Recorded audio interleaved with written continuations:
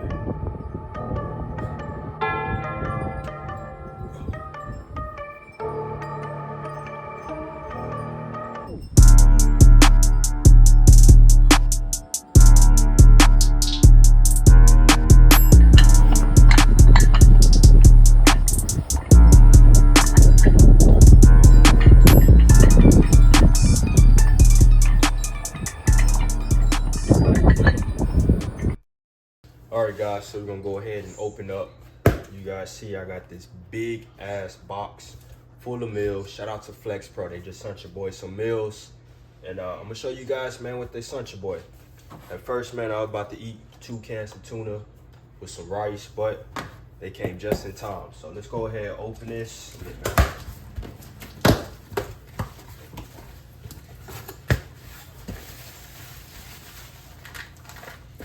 I like how they came with this, guys, to keep it cool.